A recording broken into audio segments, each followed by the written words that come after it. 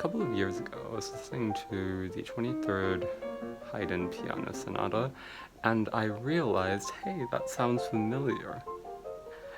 There is a very clear similarity between the third movement of Haydn's sonata and the third movement of Vivaldi's Concerto in D minor, RV 514. Now, there's no actual evidence that Haydn actually ever encountered Vivaldi's music, but I do think that it really highlights a few key similarities between composers like Haydn and Vivaldi.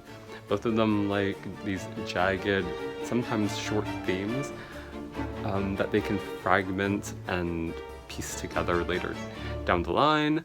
Both of them like this particular texture of mixing the rapid and furious with the lyrical and song-like. Both Haydn, Vivaldi, and Beethoven I think also fits into this category. They all like syncopation, emphasizing the offbeat. They like irregular phrase lengths, and they also really like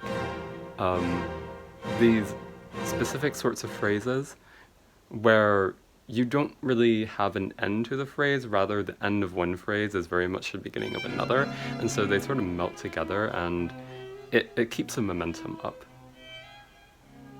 So yeah, I think that it's possible that Haydn ran into Vivaldi's music, but it's also possible that this is sort of like convergent evolution, and that Vivaldi is just a forward-thinking composer who has quite a bit in common with the classical era, and to some extent the 19th century as well, and that when composers who have some similar attributes sit down and come up with a similar idea, it doesn't necessarily mean that they knew each other's music or that one knew the other's music, or that one was quote-unquote plagiarizing, although that wasn't really a concept back then. Borrowing would be more accurate. It doesn't necessarily mean they know each other.